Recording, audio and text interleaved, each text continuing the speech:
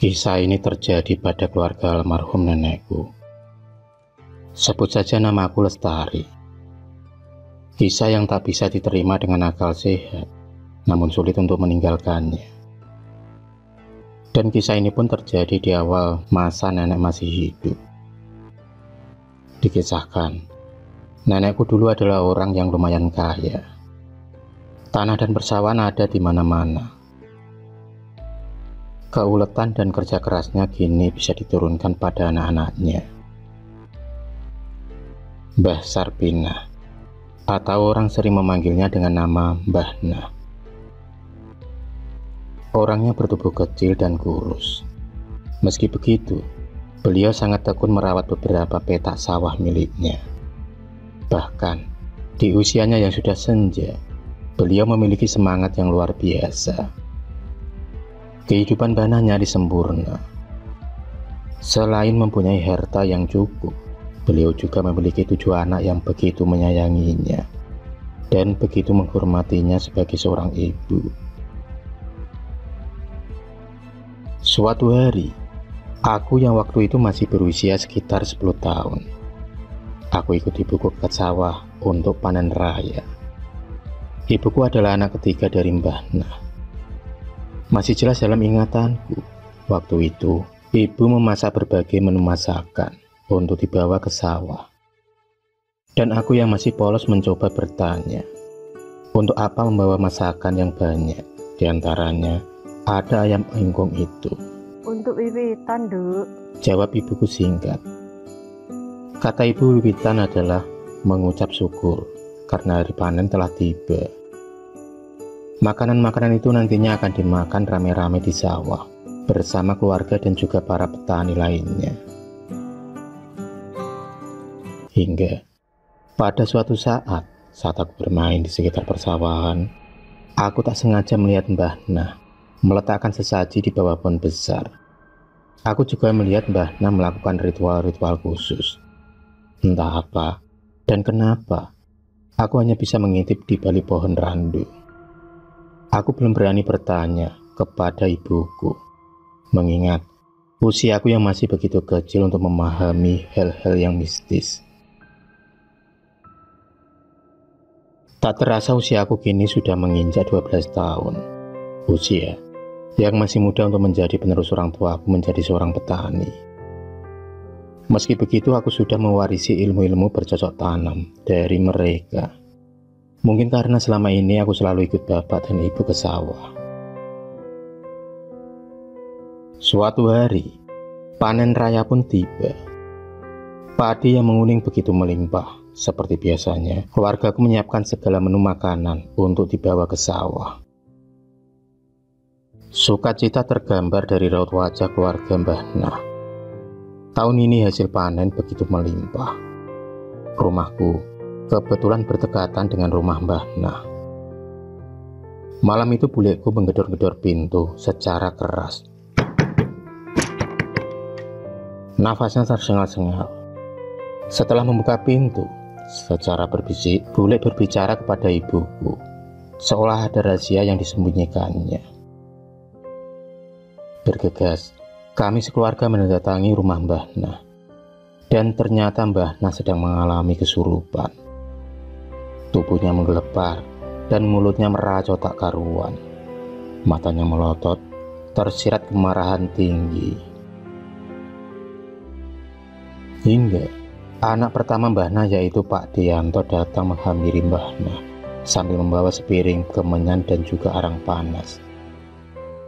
Entah makhluk apa yang sudah merasuki tubuh Mbah Nah. Sepiring kemenyan dan arang panas itu langsung disantap habis tanpa sisa oleh Mbah Nah. Sehabis makan, Mbah Nah juga meminum kopi dan cairan darah kental. Aku sendiri bergigi ngeri melihat yang tak lazim dilakukan oleh manusia, apalagi ketika Mbah Nah melahap arang yang benar-benar masih ada nyala api itu masuk di mulutnya. Sesaat, tubuh Mbah Nah pun lemas, tapi dia baik-baik saja. Bahkan Mbah Nah seperti orang yang sedang tertidur pulas. Ternyata makhluk gaib itu sudah pergi setelah memakan makanan yang telah disajikan oleh Pak D.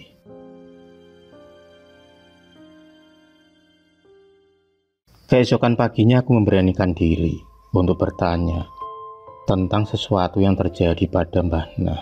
Nanti kalau sudah saatnya tiba, ibu akan memberitahumu, Nduk. Lagi-lagi jawaban ibu membuatku penasaran.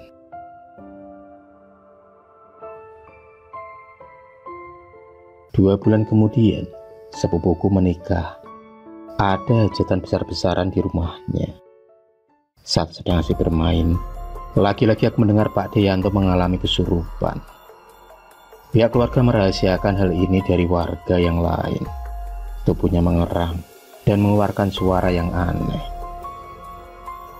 Tentu saja suara itu bukan suara Pak Deyanto. Sambil menyebutkan nama seseorang, Pak D mengatakan kalau orang itu telah mengambil barang berharga milik Mbah Nah. Lalu dengan tergopoh-gopoh, Mbah Nah datang dengan sepiring kemenyan dan arang panas. Melihat barang itu, Pak D langsung melahapnya. Aku pun kembali dibuat ngeri. Berbagai pertanyaan muncul di otakku. Rahasia apa di balik keluarga besar Mbah Nah? Dan benar saja, paginya kotak-kotak barang berharga milik Pak D hilang. Dan orang yang mengambil adalah orang yang namanya disebut-sebut oleh Pak D saat mengalami kesurupan. Dan orang tersebut adalah orang kepercayaannya. Tak terasa kini usiaku sudah 19 tahun, dan sebentar lagi aku masuk di salah satu universitas. Dan aku memutuskan mengambil jurusan pertanian, yang tentunya dengan biaya hasil orang tua aku yang menjadi seorang petani. Semakin tambah usiaku, usia Mbah Nah juga semakin menua. Tubuhnya kini sudah sering mengalami sakit-sakitan. Setiap harinya dihabiskan hanya berbaring. Pernah, suatu hari Mbah Nah meminta diantarkan ke sawah, padahal jam masih menunjukkan pukul 11 malam. Tapi Mbah Nah tetap saja nekat. Karena tak tega, akhirnya ibu ditemani Pak D mengantar Mbah Nah ke sawah. Waktu itu aku juga ikut, karena kebetulan anak-anak Mbah Nah yang lainnya tak bisa mengantar.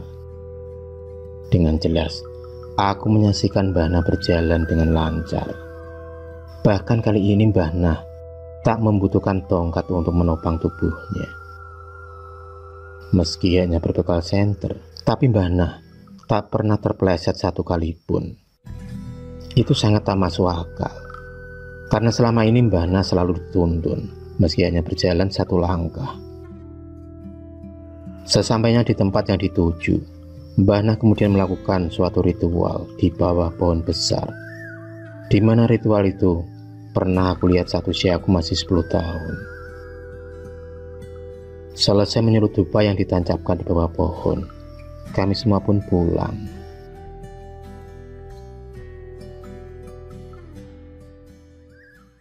Pagi pun tiba. Keluarga besar Mbah Nah dikagetkan dengan kondisi Mbah Nah yang semakin memburuk. Seluruh anak-anaknya dikumpulkan, dan sampai akhirnya Mbah Nah menghembuskan nafas untuk yang terakhir kalinya. Semua keluarga menyatu dalam kesedihan.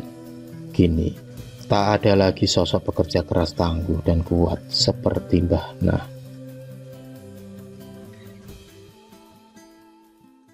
Setelah 40 hari meninggalnya Mbah Nah, dengan terus terang, ibu kemudian menceritakan kepadaku bahwa di balik hasil tanaman padi yang melimpah, ada sosok makhluk yang merawat dan melindungi keluarga Mbah Nah. Dan makhluk itu tinggal di pohon besar di samping sawah. Menurut penuturan ibuku, makhluk itu bisa berubah-ubah. Kalau sedang baik, dia akan berwujud seperti Dewi Sri. Tapi jika dia sedang marah, maka dia akan berwujud menyeramkan. Dan keluarga Mbah Nah harus menyediakan sesajen saat panen raya tiba. Dan makhluk itu akan marah bila itu tak dilaksanakan. Itulah kenapa beberapa tahun lalu Mbah Nah mengalami kesurupan. Itu karena beliau lupa menaruh sesajen di pohon besar itu.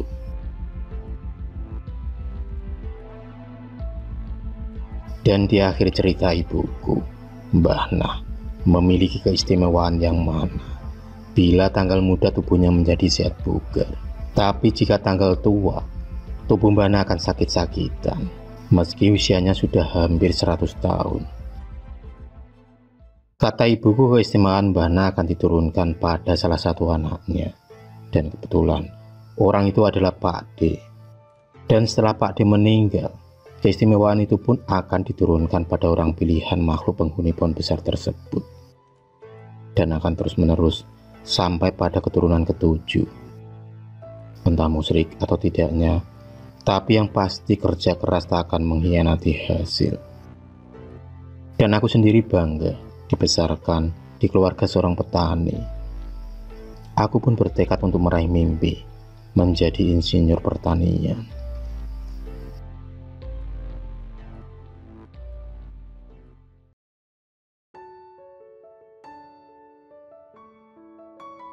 Langit begitu cerah.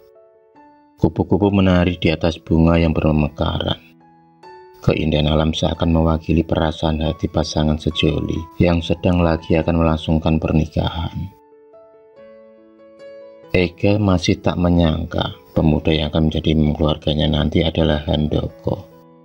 Laki-laki yang sangat dibenci karena sikapnya yang angkuh, cuek, dan keras kepala. Tapi ternyata hati bisa membolak-balikan perasaan. Rasa benci kini berubah menjadi rasa cinta setelah kejadian 7 bulan yang lalu. Kejadian yang hampir membuat malu Ega di tempat umum.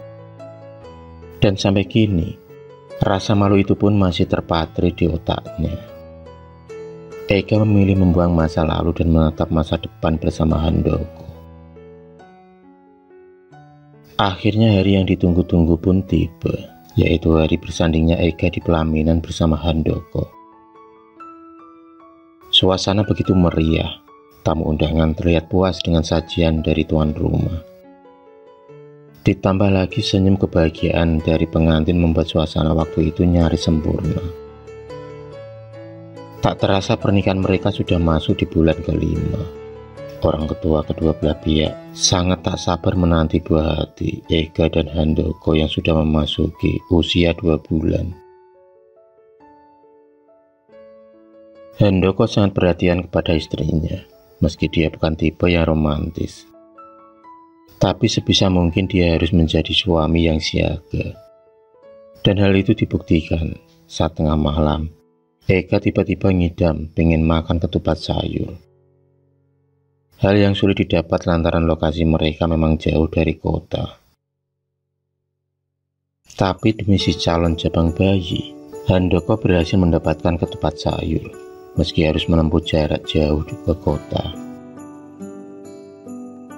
Sekali lagi Ega dibuat jatuh cinta atas sikap suaminya yang belum pernah dia temukan dari lelaki manapun.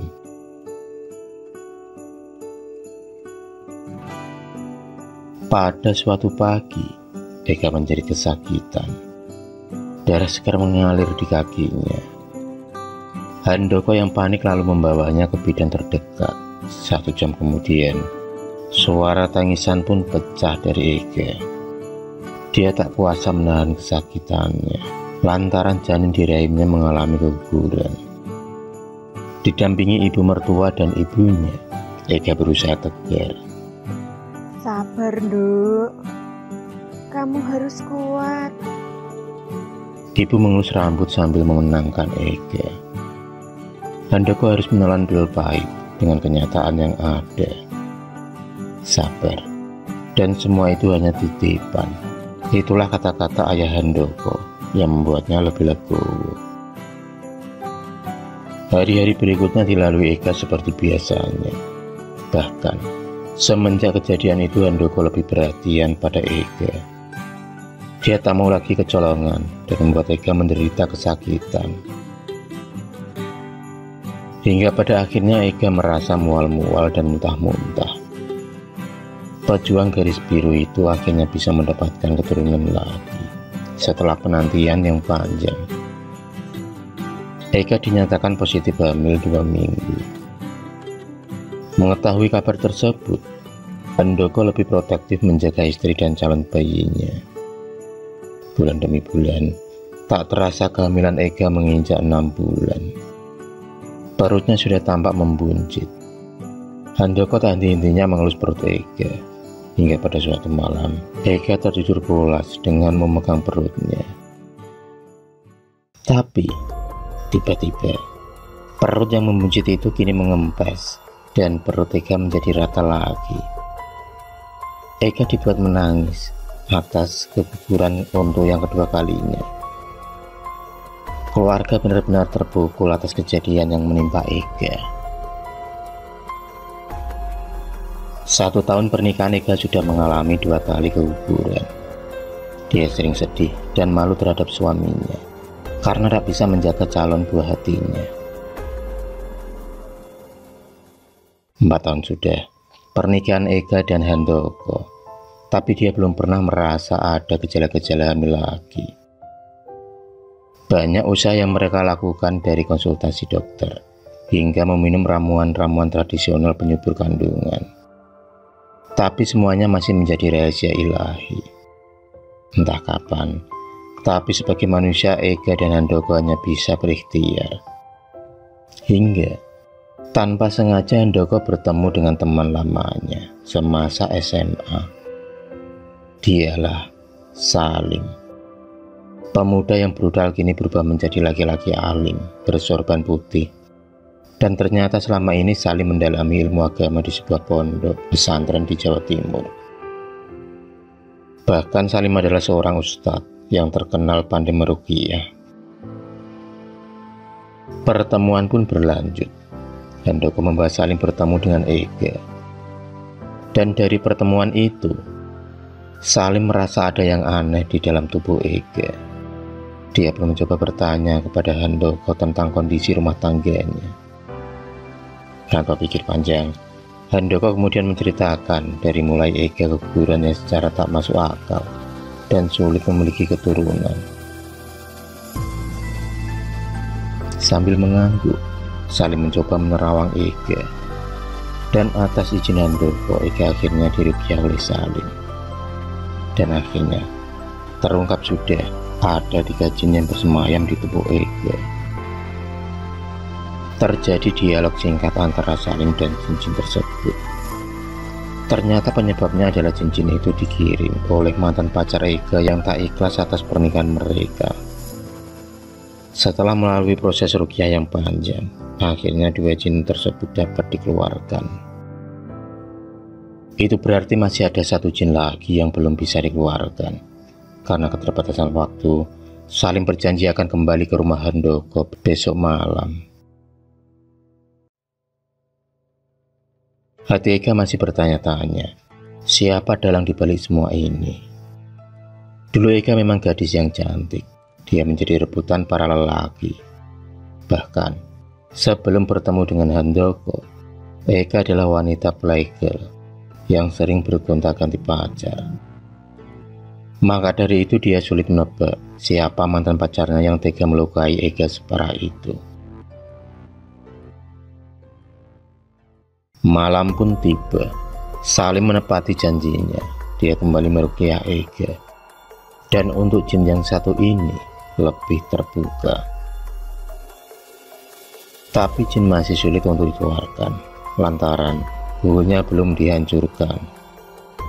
Buul sendiri adalah benang halus atau tali penghubung berupa ikatan kabel gaib yang menghubungkan antara benda sihir berupa jimat atau boneka. Buul tersebut sulit ditemukan karena ada perisai gaib yang menghalanginya. Maka, secara paksa Salim meminta jin itu untuk mengatakan bentuk dan tempat penyembunyiannya. Awalnya jin itu masih merahasiakannya. Dengan terpaksa Salim membuat kasar. Dia dicampur dan dibacakan ayat-ayat suci Al-Quran.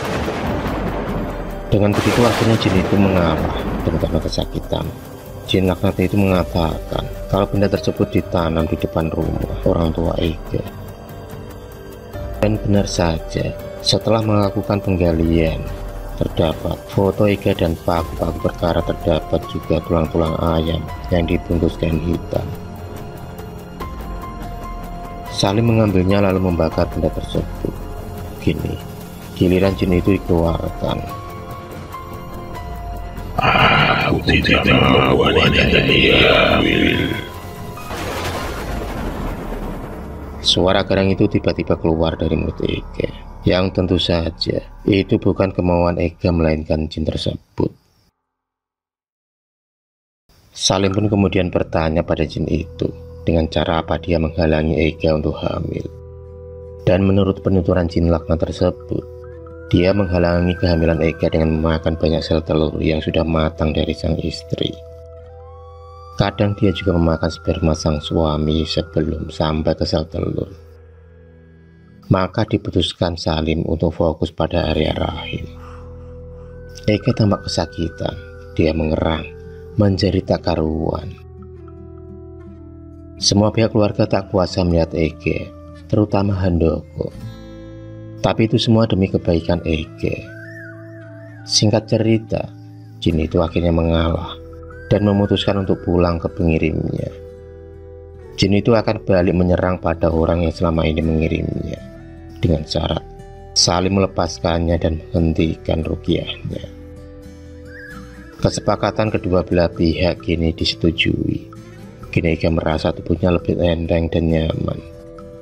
Tapi yang menjadi pertanyaan, siapa dalang dibalik kejadian semua ini? Dan akhirnya Ega positif hamil lagi. Mereka berharap semoga kehamilan kali ini benar-benar membuahkan hasil. 7 bulan sudah Ega mengandung. Saat dia mau menyiram bunga, tiba-tiba tampak dari kejauhan seorang laki-laki bertubuh kurus kering berjalan tertatih-tatih. Laki-laki itu berjalan menghampiri Ega. Mas Wisnu, apa ini beneran kamu? Tanya Ega. Dengan lemas Wisnu mengangguk. Dia meminta maaf atas perbuatannya selama ini. Dialah pengirim jin penghalang keturunan untuk Ega. Ega tak menyangka Wisnu tega berbuat senekat itu. Mantan pacarnya itu sempat ditolak keluarga Ega lantaran status sosial. Orang tua Wisnu yang hanya seorang buruh tani dirasa tak pantas menyanding Ega yang masih keturunan orang kaya dan terpandang. Dan atas sifat keras kepala Wisnu itu, Ega pernah dipermalukan di tempat umum dengan cara diperlakukan tak senonoh. Hingga akhirnya datanglah Handoko menyelamatkannya. Dan akhirnya dia merasa nyaman dengan Handoko dan memutuskan menerima lamaran Handoko. Keesokan paginya, Ega dan Handoko mendapat kabar kematian Wisnu. Dia tertabrak motor yang saat menuju ke rumah sakit untuk berobat. Setelah 4 tahun berlalu, kini Ega sudah memiliki 2 anak yang lucu-lucu. Dia tak pernah membatasi jumlah anak yang diberikan Allah pada keluarganya nanti. Mengingat betapa sulitnya dulu dia mempertahankan kehamilannya. Handoko dan Ega hidup bahagia tanpa ada bayang-bayang jin penghalang keturunan.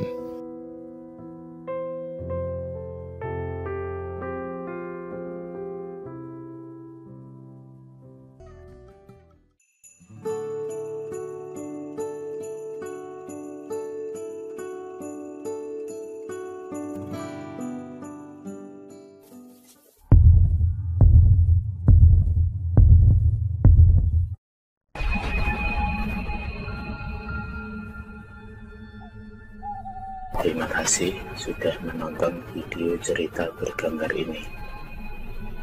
Klik subscribe untuk terus berlangganan video-video cerita bergambar selanjutnya. Semangat berkarya.